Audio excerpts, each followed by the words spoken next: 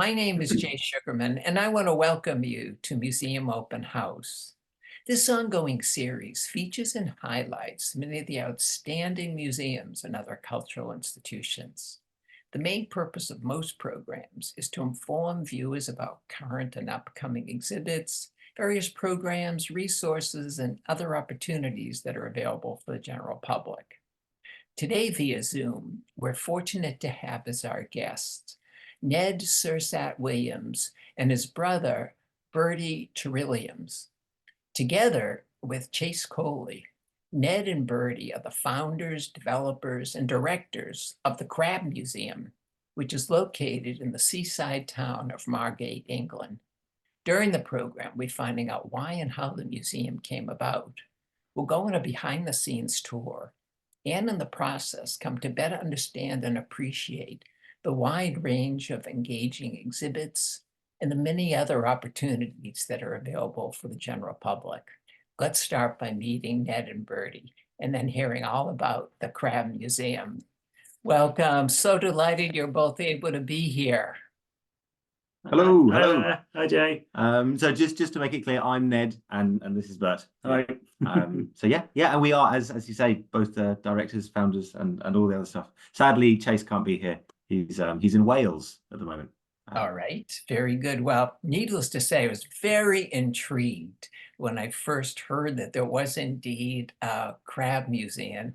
And the more I've started reading, I've come to better appreciate the approach you've taken, the seriousness and the playfulness, and eager to hear more and have you inform viewers. But before we jump right to that and the museum, appreciate it if each of you would share just a little bit more about your background and professional interests. Bertie, would you start? Sure. I guess always worked on kind of creative projects. We used to run like a kind of joke record label in the past.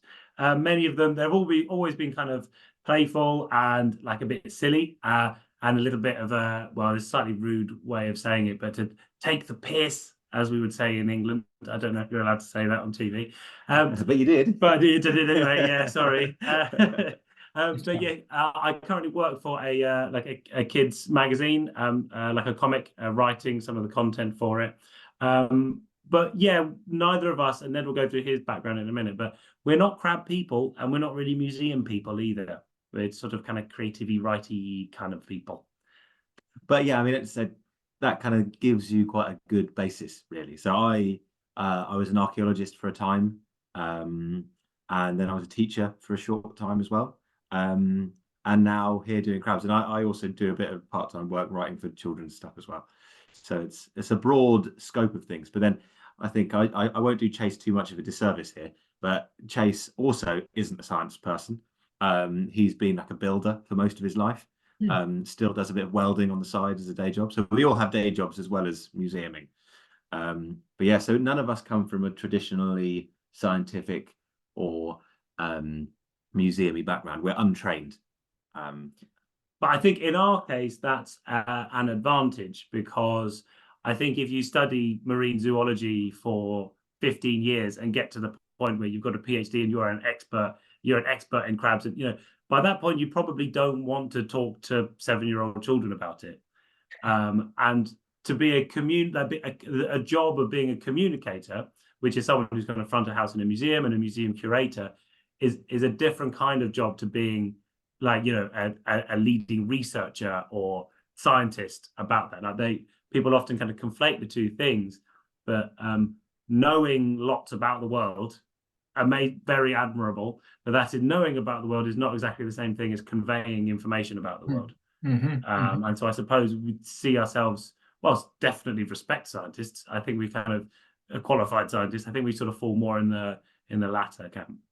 Well, I think it's also, yeah.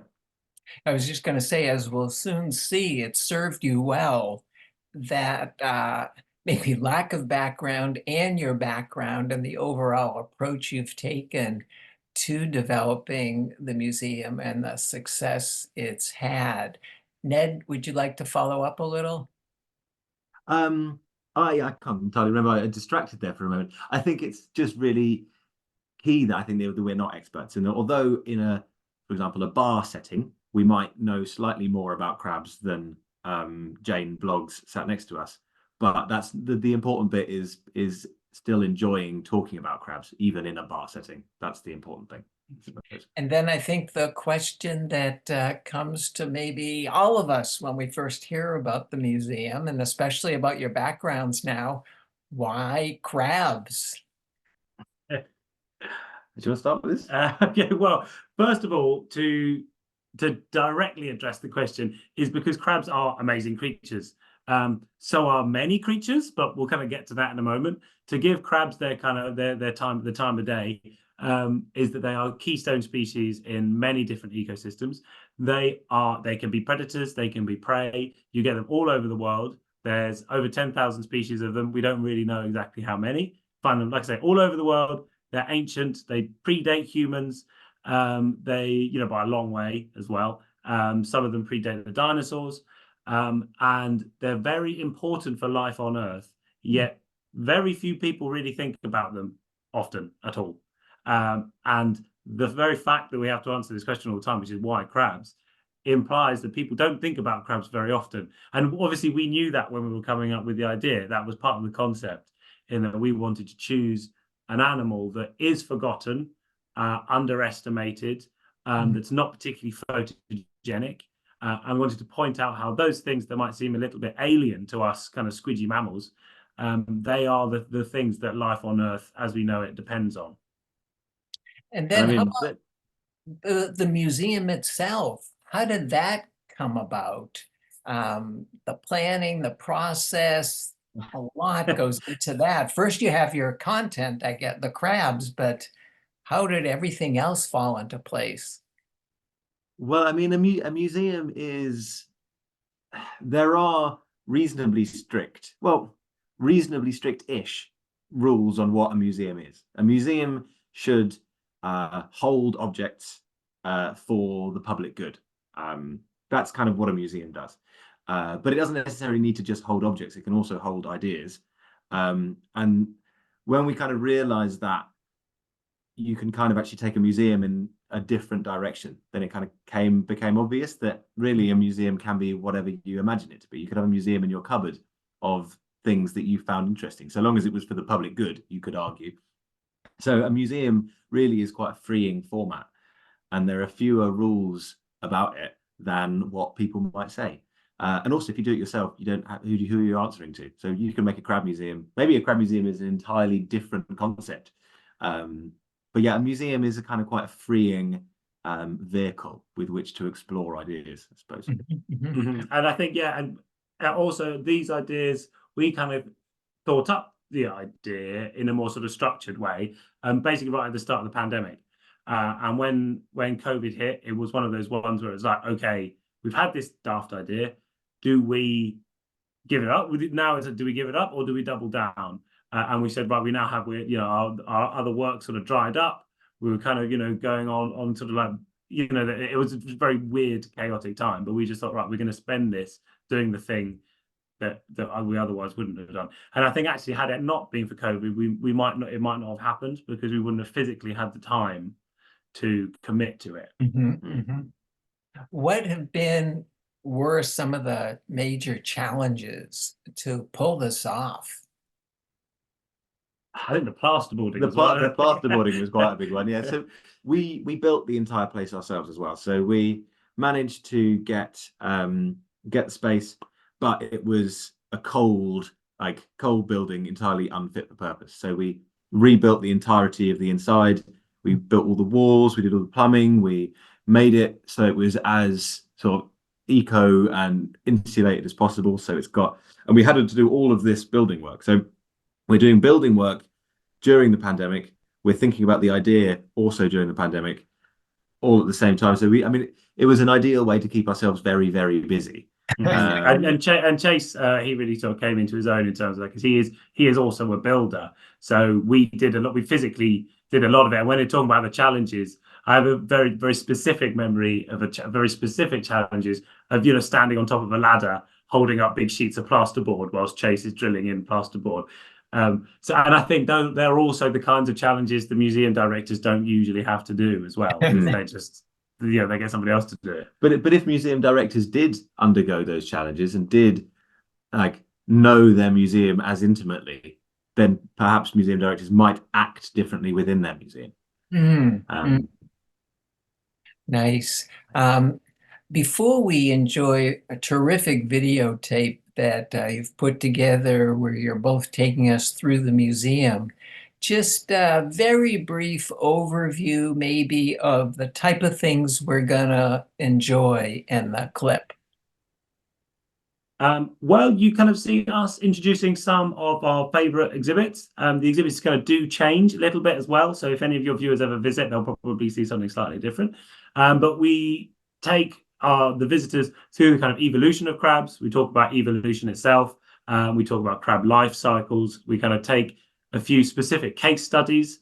And we introduce sort of kind of critical thinking, I guess, is one thing through the story of the Margate crab, which we leave up to our audience whether or not they should believe it is actually a factual story or not. It's a local legend, and we want people to engage with the exhibit in a slightly different way. For instance, if you go to the British Museum won't signpost which parts are fact and which parts are kind of their own take on history and their own story that accompanies their museum exhibits, or even the accepted story. Yes, yeah, or even exactly. There's a lot that's not said in the British Museum. In our museum, because it's inevitable, you have to do that. You can't give a completely objective reflection of reality. So we want our audiences to sort of challenge what they're seeing, and so you see some exhibits, I guess, that you wouldn't really see in a traditional, in a typical museum, I guess. But and yet we also have fossilized crabs, so yeah, you'll see some of them too. Yes.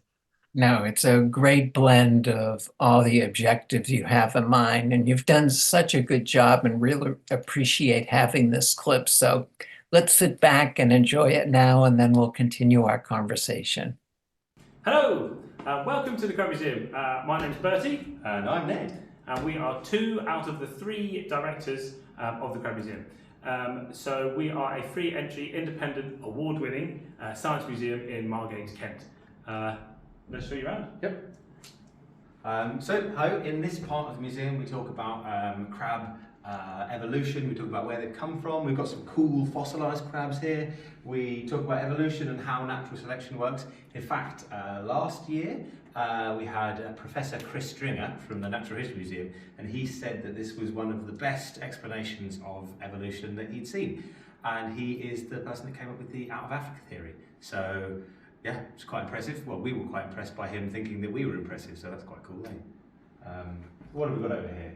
Okay, and in this part of the museum, we talk about what crabs are made out of. We talk about the life cycle of a crab and crab sex, lol. In the next part here, we deal with horseshoe crabs, in particular, the way they have an amazing property of their blood that may well have saved your life. It's used very commonly in medical testing, but I won't bore you with it now. You'll have to come if you want to find out about that. But this is one of my favourite parts of the museum here. So this is our diorama.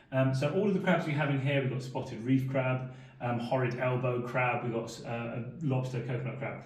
Now they all live in very different sort of habitats.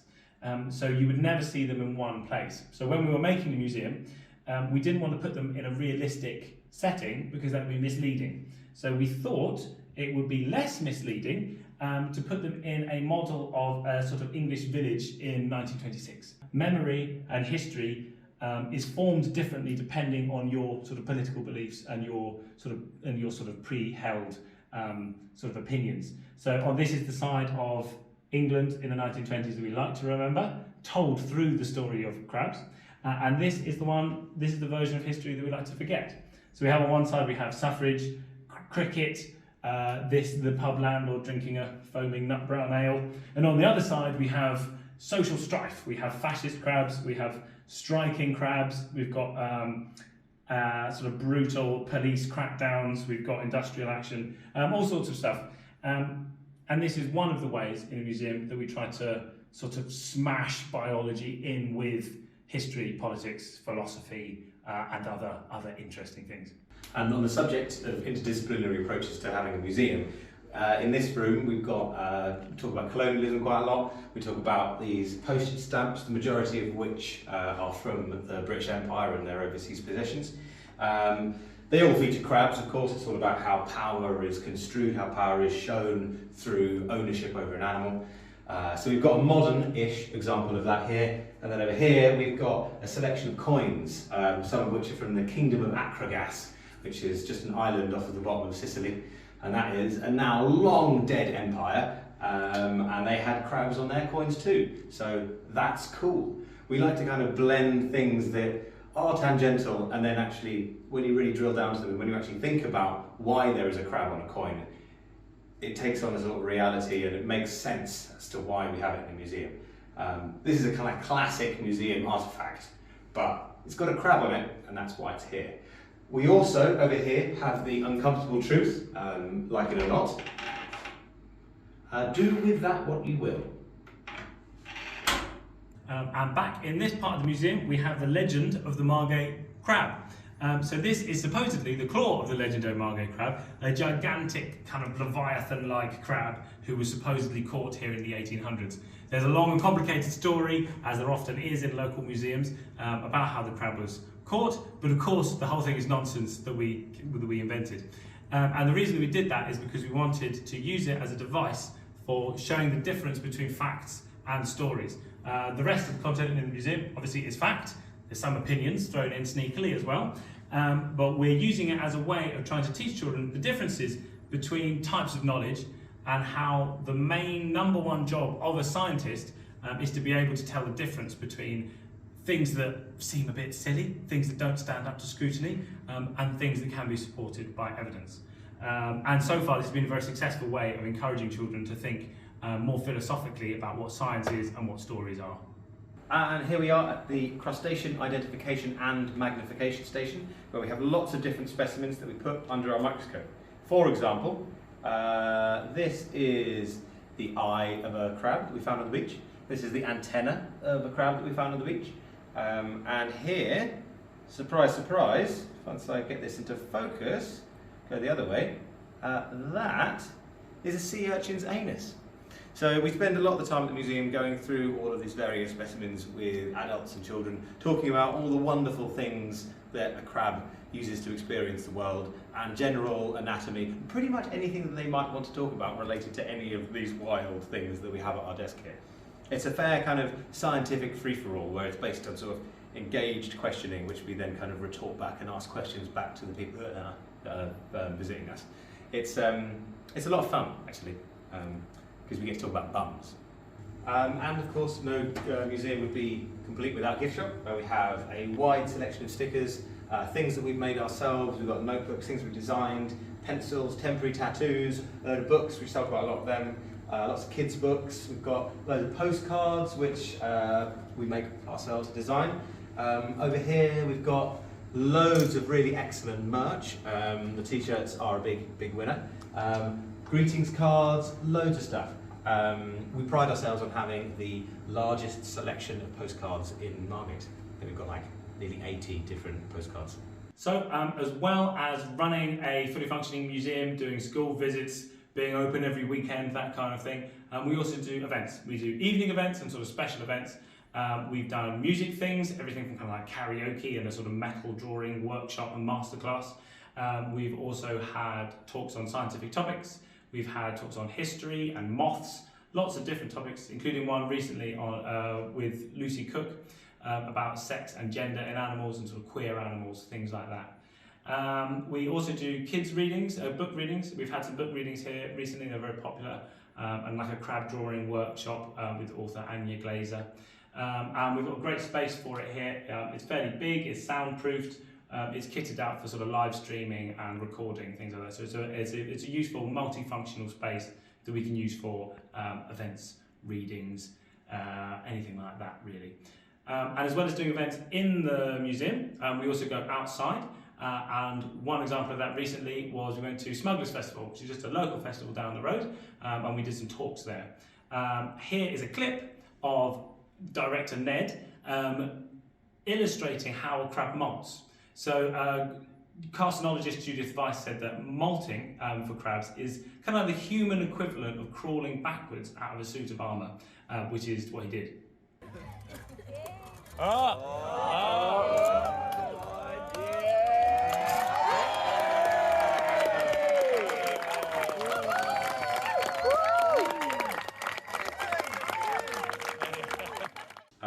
So yeah, that's pretty much the museum in a nutshell. We hope you've enjoyed your little tour. So until next time, bye! Bye. Oh, Bertie and Ned, that was so good, so informative. I know learned so much in just those few minutes, and I think like any good museum or educators that you are, just makes me want to now find out more about crabs that I never knew I wanted to know before. So thank you for that. What's been some of the reaction and feedback from visitors who have had the good fortune to visit the museum?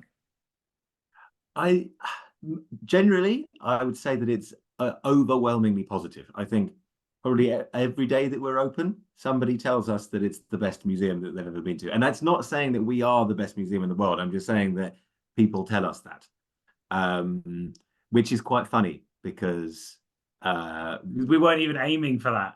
Like, yeah. we weren't even trying to be the best museum in you know that any sort of visitors had been to, because how could we've got a very small space, Tiny budget. We've just kind of done it ourselves kind of for a laugh. How could we, you know, compete with, for instance, the Natural History Museum or huge kind of colonial era gigantic museums that you have up in London, which is only an hour and a half away on the train. So yeah, we didn't, but I suppose it's people haven't seen museums done like this before, which has given us, I guess, great hope and sort of vindication for how this model for a museum could kind of sort of shake up the museum sector a little bit in Britain, and maybe encourage other museums to be a little bit more, I don't know, a little bit more fun, I suppose. Well, I think what comes through just from our chat these few minutes, and for visitors, I would think, is the emphasis you place on the visitor and the experience, and combining it to be engaging, fun, very informative, which is a real challenge to pull off. And to your credit, and the reaction from visitors is something you've achieved, which is just remarkable. And so glad you persisted through COVID to get to where you are today. That's fabulous. How about museum professionals? Any feedback from those individuals? Well, I mean, I think we often get people visiting us who say, "Oh, like I work in the Natural History Museum." I mean, like as you mentioned in the video, had Chris Stringer say that like we were achieving our goals, like explaining evolution, and he's the head of humans or something at the Natural History Museum. He's a big wig. I think it's much the same. I think it's in the same way that it's perhaps refreshing to talk about bums and poo in a museum for non-museum professionals.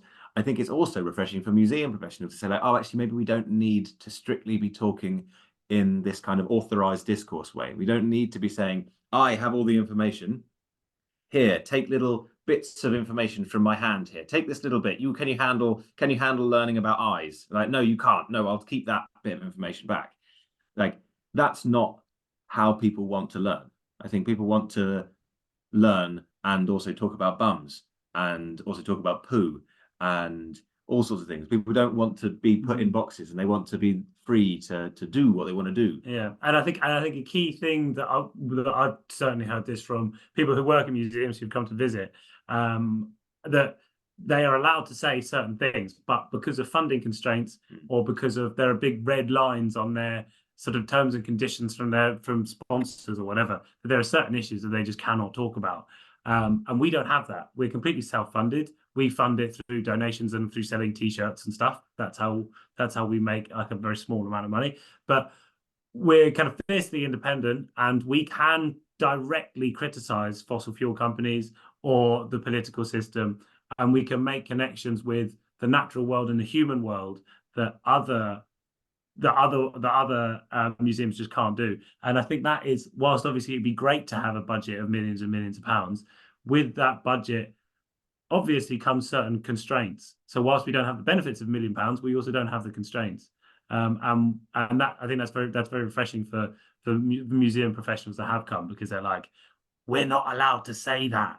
You know, we agree, but we can't publicly say that. Yeah, I think there's definitely a degree of kind of light-hearted jealousy when it comes to, especially when it comes to people I've met who do, say, for example, the social media channels of different places. Like, they can't react to current affairs in the way because they are legally bound to not be able to say certain things. And I think we have a freedom with which to do that, which is priceless. Yeah, and I think people will really respond well to that. And I think it makes you sort of more honest, because museum directors, all museum directors and people who work in museums, they have their own opinions, and they're human beings, and they have their own political priorities, and they vote different ways, and they do different things. They're normal people, but they're not allowed to be that person at work. They have to just be into whatever the museum's into, and they're not allowed their own voice. And yeah, honesty is an incredibly scarce resource. And I think when people come to the museum, I think they recognize that. And I think that's the fact that people keep coming back and they sort of sign up to the idea of the museum. There's the museum as the bricks and mortars, but there's also the museum as a way of thinking about the world, and and I think it's that people also kind of enjoy, and that wasn't really the intention, to become kind of thought makers. Yeah. I think related to that, what's appealing is your approach and the museum, the interdisciplinary nature of knowledge, and the way you've conveyed that through the topic of crabs, but the various offshoots that you've taken it just has appealed to any number of audiences. Well, unfortunately, we're getting close to the end. In the minute or so we have left, just a couple of words about current and upcoming plans, please. Oh, well, we're shut just for the next couple of weeks because we're doing a bit of renovation, and we're kind of streamlining that second room that talked about colonialism. Like you were talking about interdisciplinarity, we're combining human history, and we're trying to do it in a slightly more elegant way and mixing it in with natural history as well, because the two are basically the same history, which is just the history of life on Earth, and just we've got our own sort of speciality, us humans. But we're also expanding out into the garden as well, so we'll have a nice space in the garden. So yeah, if any of your viewers are in the UK from the 10th of February onwards, then come and say hello. You'll be guaranteed to either see myself, Bert, or Chase behind the counter. So say hello. Fantastic. Well, we're thrilled that we had the chance to see you today. Continued success with future endeavors, and we'll have the museum's website and contact information in the credits. Thanks again to both of you for taking the time to inform us about the Crab Museum. Cheers. Thanks for having us. Thanks, Jay. Also want to thank those of you watching for joining, and hope you'll be able to tune in next time.